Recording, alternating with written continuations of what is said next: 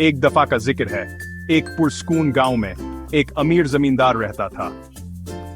इसके पास बहुत वसी जमीन थी, लेकिन इसे इसका बेहतरीन इस्तेमाल करने के लिए अच्छे किसानों की जरूरत थी।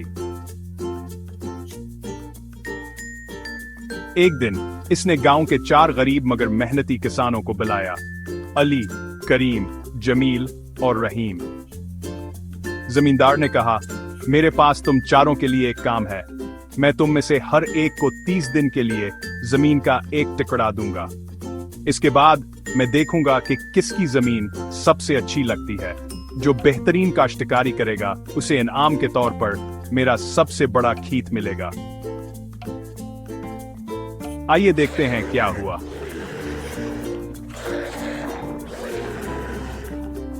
सबसे पहले अली था। सुबह से शाम तक अली ने पूरे दिल से काम किया।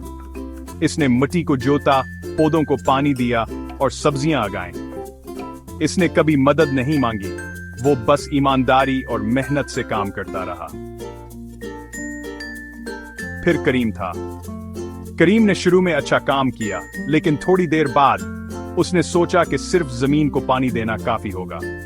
आहिस्ता आहिस्ता उसकी काम में दिलचस्पी खत्म हो गई। जमील तीसरा किसान था। उसने ज्यादा वक्त दूसरों को देखने में गुजारा। कभी अली को देखता, कभी करीम की नकल करता। इसने शायद ही अपने खेत पर तवज्जो दी। आखिर में रहीम था। रहीम ने चालाक बनने की कोशिश की। इसने एक दूसरे किसान से बीज चराए, बीज चचे और मेहनत करने का बहाना किया। उसने सोचा कि वो जमींदार को धोखा दे सकता है। 30 दिन बाद जमींदार उनके खेतों का मायना करने आया।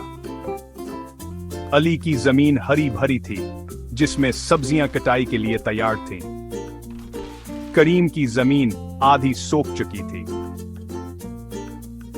जमील का खेत अधूरा था, ना उधर का ना उधर का।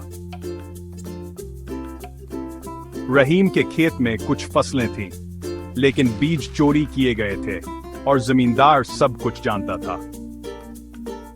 जमींदार ने कहा, अली ने ईमानदारी और लगन से काम किया, बाकी या तो काम छोड़ गए या धोखा देने की कोशिश की। इसीलिए मैं अपना सबसे बड़ा खेत अली को दे रहा हूं। इस कहानी का सबक, ईमानदारी और मेहनत हमेशा रंग लाती है। चालें, चोरी और नकल कभी काम नहीं करते। तो याद रखें, अगर आप ईमानदाराना कोशिश करते हैं और अपने काम के साथ सच्चे रहते हैं, तो आपको आखिर में हमेशा कामयाबी मिलेगी।